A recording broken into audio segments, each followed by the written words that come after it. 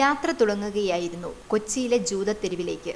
ലോകത്തിലെ തന്നെ ഏറ്റവും പഴയ സംസ്കാരത്തെ അടുത്തറിയാനായി. മലബാർ ജ്യൂസ് എന്നറിയപ്പെടുന്ന ഇവിടുത്തെ ജൂതന്മാരുടേത് ഇന്ത്യയിലെ തന്നെ ഏറ്റവും പഴക്കം ചെന്ന ജൂതചരിത്രം കൂടിയാണ്. കൂടാതെ ദക്ഷിണേന്ത്യയിലെ ജൂതന്മാരുടെ കേന്ദ്രമാണ് ഇവിടം. ക്രിസ്തുവിന് മുമ്പ് 722 അസീറിയക്കാർ ഇസ്രയേൽ കീഴടക്കിയപ്പോൾ അവിടുന്ന് 10 യഹൂദ ഗോത്രങ്ങൾ പലായനം ചെയ്തുപോയി. ഇവർ എത്തിയത് ഇന്ത്യയിലായിരുന്നു. ഈ 10 ഗോത്രങ്ങളിൽപ്പെട്ട യഹൂദർ ഭാരതത്തിന്റെ വിവിധ ഭാഗങ്ങളിലായി കുടിയേറി. ഇവരുടെ പിന്മുറക്കാരാണ് ഇപ്പോഴും ഇന്ത്യയുടെ വിവിധ ഭാഗങ്ങളിലായി ജീവിക്കുന്ന ജൂതന്മാർ എന്ന് കരുതുന്നു. ഇസ്രയേൽ രൂപീകരിച്ചപ്പോൾ ഇവരിലേറിയ പങ്കും സ്വന്തം നാട്ടിലേക്ക് തിരിച്ചുപോയിരുന്നു. അതുകൊണ്ട് തന്നെ ഇപ്പോൾ ഇന്ത്യയിൽ ജൂതന്മാർ എണ്ണത്തിൽ വളരെ കുറവാണ്. ചരിത്രപരമായി തെളിയിക്കാൻ രേഖകളില്ലെങ്കിലും ഭാരതത്തിലെ ആദ്യ ജൂത കുടിയേറ്റം നടന്നത് കൊച്ചിയിലാണെന്ന് പറയുന്നു. കാഴ്ചകളും സംസ്കാരവും കൗതുകവും കൊണ്ട് സമ്പന്നമാണ് കൊച്ചിയിലെ ജൂതത്തെരുവ്. തെരുവിലെ ഓരോ അതിരും ഒരു സഞ്ചാരിക്കായി കരുതി വെച്ചിരിക്കുന്നത് അവസാനമില്ലാത്ത കൗതുകങ്ങളും കാഴ്ചകളും തന്നെ. തെരുവിന്റെ ഇരുവശവും പുരാതന കെട്ടിടങ്ങളും കച്ചവട സ്ഥാപനങ്ങളും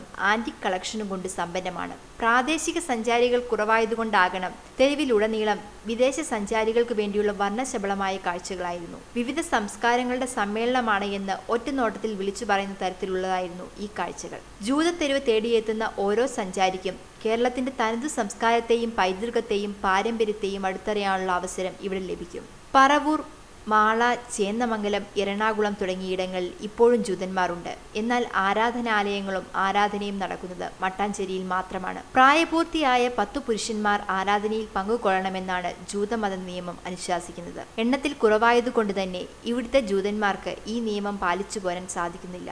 അതുകൊണ്ട് തന്നെ മട്ടാഞ്ചേരിയിലെ ജൂതപ്പള്ളി ഒഴികെ മറ്റെല്ലാ ദേവാലയങ്ങളും ചരിത്രശേഷിപ്പുകളായി. മട്ടാഞ്ചേരിയിലെ ജൂത ദേവാലയം ഇന്ന് ചരിത്ര മ്യൂസിയം കൂടിയാണ്. കൊച്ചിയുടെ നഗരമധ്യത്തിലുള്ള ഈ ദേവാലയത്തിൽ ആരാധന നടക്കുന്നത് വളരെ അപൂർവമായിട്ടാണ്. 1567 ഈ സിനഗോഗ് പണി കഴിപ്പിച്ചത്.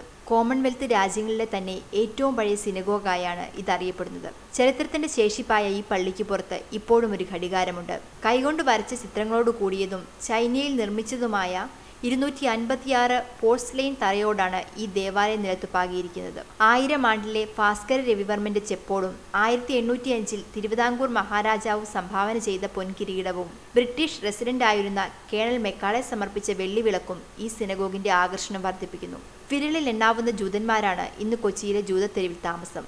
പൊതുസമൂഹത്തിൽ നിന്ന് അകന്നു കഴിയാൻ താല്പര്യപ്പെടുന്നവരാണ് കേരളത്തിലെ ജൂതന്മാർ. കേരളത്തിലെ ജൂതന്മാരിൽ നിലവിൽ ജീവിച്ചിരിക്കുന്നവരിൽ ഏറ്റവും പ്രായം കൂടിയ വ്യക്തിയാണ് സാറ.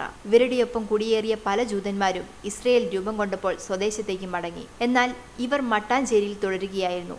ഇന്നിവരെ സംരക്ഷിക്കുന്നതാകട്ടെ ഒരു മുസ്ലിം കുടുംബമാണെന്ന പ്രത്യേകതയുമുണ്ട്. ഇടുങ്ങിയ പാതയ്ക്ക് ഇരുവശവും കോട്ട പോലെ ഉയർന്നു നിൽക്കുന്ന പഴയ കെട്ടിടങ്ങളും ഗേറ്റുകളും കേരളത്തിൽ നിന്ന് വളരെ മാറി മറ്റേതോ സംസ്കാരത്തിൽ എത്തിച്ച അനുഭവമാണ് നിങ്ങൾക്ക് സമ്മാനിക്കുക.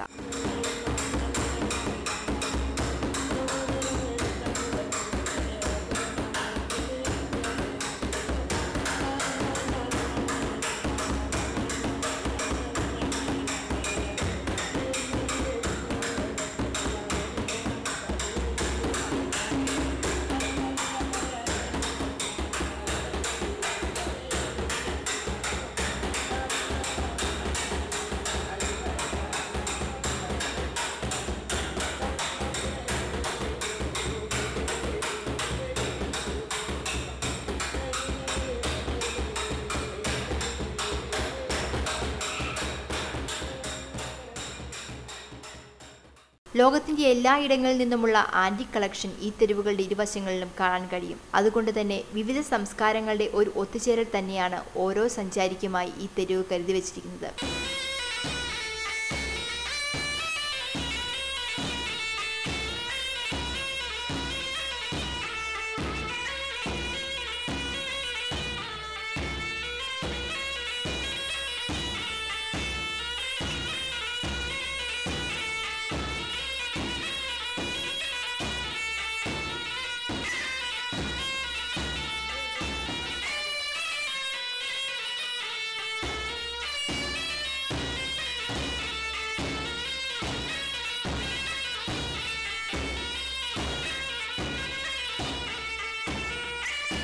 എറണാകുളം റെയിൽവേ സ്റ്റേഷനിൽ നിന്നും 10 കിലോമീറ്റർ സഞ്ചരിച്ചാൽ മട്ടാഞ്ചേരി ജൂതത്തെരുവിലെത്തിച്ചേരാൻ കഴിയും.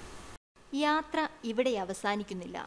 പുതിയ കാഴ്ചകൾക്കും അനുഭവങ്ങൾക്കുമായി കാത്തിരിക്കുക. അടുത്ത പെൺയാത്ര പൂർത്തിയാകും വരെ. ഞാൻ അലീന മരിയ.